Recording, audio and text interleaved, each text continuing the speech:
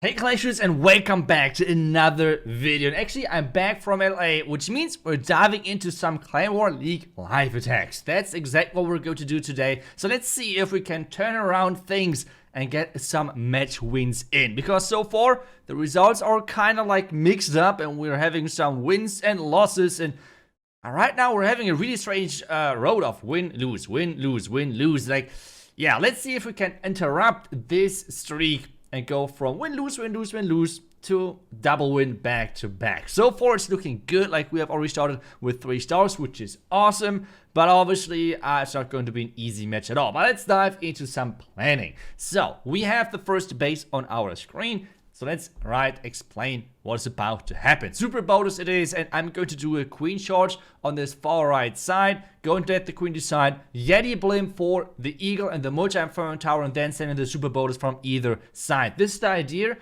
I'm really looking forward to see if that's going to work, because I think just the super bonus, as soon as they reach this core, this base should be gone. So let's dive into it and let's see if we can make things work and if we can actually support our team to make that strange win-lose streak going, stopping, whatever you want to name it.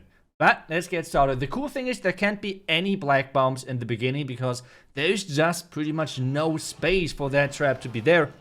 So we don't need any Cocodoons, which is awesome. And now we're waiting for this defending king to lock onto my queen. This is right now everything what we're waiting for. And then as soon as that's happening, we're going to send in the blimp because I do not want to have those Yetis locked and stuck on that king. That would be pretty bad. So instead, I want to take down the king with my queen really nice and early and make sure that we get this value out. So now king versus queen, which means it's go time for our blimp. And as I said, there cannot be any traps. The only thing is what I have to worry about is like the damage in general from the defenses. But so far, so looking great. We have our Yetis wrecking everything in that compartment. That's exactly what is supposed to happen. Now the queen is walking towards the bottom side. As I said, I don't care where she's going, as long as she's going somewhere. And well, now we only have to wait for her to keep going. We have one more rage, which we should use for our queen, because there's going to be the defending queen and those super minions, which are always a big threat.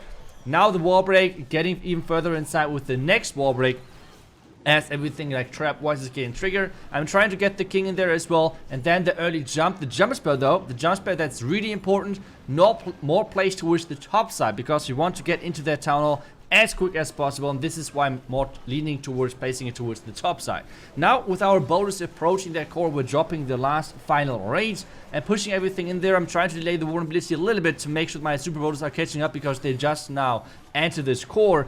And so far, so good. The normal regular witches are on the far left side. The town hall should go down with that freeze for our super bowlers, and this is looking crushed so far. The only pretty big problem right now is kind of like my royal gem is a little bit going towards the town hall poison, which was not planned. Obviously, maybe I should have delayed the royal gem a little bit more. And now all about the back end. So I tried to freeze as many things together as possible. Like a professional player, I'm missing that royal champion. Yeah, but I don't care, because we have enough power left for the back end. We have, yeah, still that freeze, and we have so many troops. I completely forgot about using my Cocodoons. That's how, yeah. I mean, you have to forgive me. I did not play Clash pretty much 2 weeks, and I noticed that a little bit, okay? I noticed that a little bit, but the Clash Worlds really gave me a lot of motivation back of playing Clash of Clans, trying more different strategies, and obviously trying some creative things, which we're going to do later today as well. But this first attack is completely crushing this base. So let's move forward and see how many more 3 stars we can get from out of our attack from this match, because as I said, our goal is to push the back-to-back victory in to make sure that we can win and can get a better result, like can get a better result in the Clan War League, and obviously more league medals. That would be great as well. So next base is on the menu. This is a pretty classic legend base, so let's dive in. We're going to queen charge around this bottom side. I'm trying to queen charge behind the town hall compartment. If you now wonder, it's why exactly from this well, from this bottom side, kind of easy, because those expo setups. We're going to charge from the left because on the left side there's the ground expo. I want to take that out earlier because if you take a look at the ranges, the ground expo, if I would charge it from the right side, would be locked onto my queen for way longer. So this is why I'm charging from there, then funneling at the top side for my king to push that royal champion with the slammer from the left side to take down the defending royal champion, and then pushing everything in from the top side. That's pretty much the idea with Dragonriders. Yep, that's right. I think Dragonriders are really, really strong. Still, which surprised me because like the hit rate of those Dragonriders was incredible during Clash Worlds, which I have not really expected. But still, we want to try it as well on our own. So let's see. Clan Castle is right behind that multi-inferno on the core.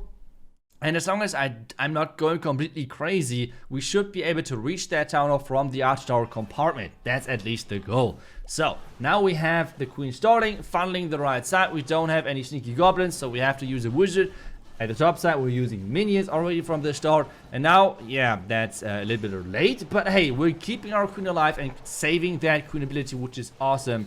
And now we just have to keep charging forward. Next wall break is connecting to make sure our queen has this access into this long channel behind the town hall. Baby Dragon is coming out. A really wild Baby Dragon. I don't know. He was using a Baby Dragon in the defensive clan castle. Maybe they were expecting some sort of Lalo. Who knows? But now town hall is getting taken down with the invisibility spell to keep that queen and her healers obviously alive, and now keep charging forward. Now, as everything is now kind of like slowly coming to place and how we want to have things happening, using more coconut loons to dive further into the base, and clan castle is lured. So at this point, I can already get ready slowly for my next part, which is the king and the dragon riders with the slammer and the royal champ now from the left side, and the king everything from the top side. That's how we plan things to happen. So now there's the slammer, the headhunter in there as well to take down the defending royal champion, and then obviously my own royal champion to make just things a bit faster push wise. Now I have to be careful though, because my queen is getting targeted, or like the healers are getting targeted by the multi-inferno tower, so we have to go there and drop the freeze quickly. But so far it's looking awesome for us. I mean, we're really looking good. I wanted to have the king from the top side as well, because I was able to use the king and the warden ability together, in addition to protecting all of my dragon riders from possible traps. So this is like the optimal warden ability right there, I feel like. And now the only big threat which is left at this stage of the attack is the defending queen on the back end. This is the only thing which we have to worry about. And we have 3 freezes to make her completely useless. And take a look at how many Dragon Riders we have left alive. This is just crazy. They just overpower the top side. To be fair, I think this, like the biggest part about this attack was for sure the queen charge. I mean, we took down pretty much every single air defense. We took down 2 of the 3 Inferno Towers at least, and that charge was just incredible. And with this attack is going to be completely overpowering. But now, since we have used 2 regular armies, like we have used now Queen Charge Dragon Riders and Super Bowlers, which are right now 2 of the most powerful troops, 2 of the most powerful strategies right now in the game.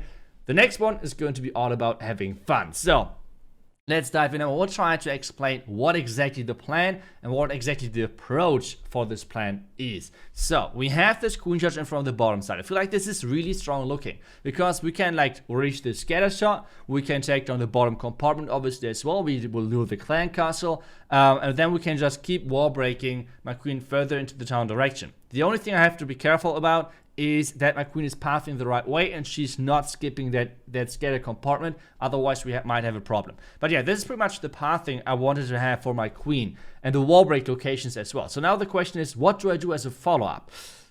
Well, I wanted to do something funny and obviously something for a possible thumbnail, right? Like this is YouTuber life, right? So what I'm going to do is I'm going to send in everything from the left side, and everything means 10 bowlers in addition to like a couple of ice golems and obviously golems, which should be kind of fun. Then to make things even worse from a planning standpoint, from someone who's regular attacking, probably would just like say Itzu.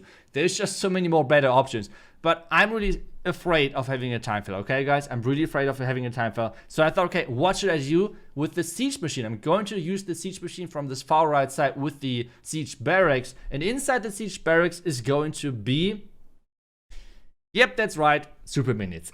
So the idea behind that was like, if let's say there's any more buildings behind the wall which my queen cannot reach because she somehow died or anything, then those super minions can reach everything. And that's like the cool thing, because if I would use like, I don't know, like hog riders, They would not really get that much value because there is not too much which they can actually take down. So I felt like Super Minions are the best option if a time fair might happen. So to prevent that pretty much. And actually there's a hole in the base which I just noticed during the attack, but we don't use that, okay? We don't use that. We're playing fair. This guy somehow messed up. I don't know, moved his barracks, like his bitter hut with one tile. We don't care about that. We play it fair and we attack the base regularly. So let's dive into that. As I said, we need to be careful with that queen pathing. If she's skipping that scatter shot, we have a huge problem. So what we're doing is we're starting from the air defense, warbreak already in on this left side, really far on the left side, because this makes sure that the queen is staying already really close to this scatter shot. Now the baby dragon to push the queen even further into that direction.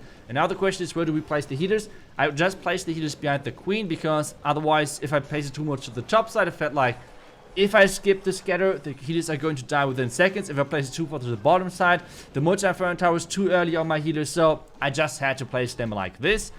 Pushing in, so far, so good. But I mean, so far not too much happened, right? So, at least no Tesla farm, and not too many black mines. That's already what is happening good. But now it's all about the pathing. So, let's just keep raging, because otherwise it might be a little bit tricky to get where we would like to get. But now, the queen is actually going... There we go for the scatter shot. That was the important thing. There is the poison coming down to defend like the super minions and everything, which I have to freeze again because there's just too much damage, and I'm kind of like, yeah, I was kind of afraid. Next rage is coming in to keep that queen further alive, and now the queen is actually going where she's supposed to go. The warbreak nearly was messed up.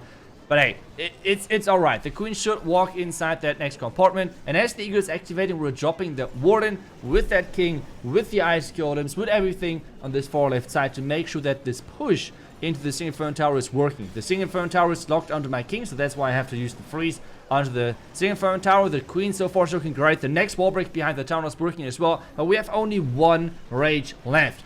But over 1 minute. So the time is looking really good for us. I was really afraid about the time. Now the Royal Champion in there as well to make sure that Royal Champion is going directly with the pathing into the Eagle. Just make sure it's going down quickly. And so far, my queen is not really going for the tower. This is like the worst possible thing which could have happened. Those Testa really messed things up pathing-wise for my queen. And now finally, she's going to the direction of that tower. So at this point, 1 minute left. I need to start soon with my siege breaks. That's exactly what I'm doing, using the queen ability to get down the tower as quick as possible. And with this, we have still quite a bit of power left on the back end, because we still have the siege breaks super minions, which sounds strange to say, but it is what it is. And then we have the Royal Chamber, obviously still with their ability, so things are looking really good. And we should get this 3-star going 3 out of 3. And with some creative, crazy plan. I really liked going something unusual sometimes, like something creative. That's just what it's all about, right? Like trying to not always use just the default meta attack one on every single base. Just like try to mix things up. And I felt like bowlers could be pretty good because they had good bounce on the eagle, good bounces around everything else. And yeah, I like the plan. The super minions, if we're completely fair, did not do too much. But hey, I will use that on the Thutmare anyways, because I used them. So, that's what was all about this match. So far, we are 4 out of 4, which is crazy good for us to start into this match. We got already some nice defense, so things are looking really good for us. I hope you enjoyed this video. Thank you so much for watching. Now, we'll see you guys back tomorrow for the next video. Until then, see ya and bye-bye.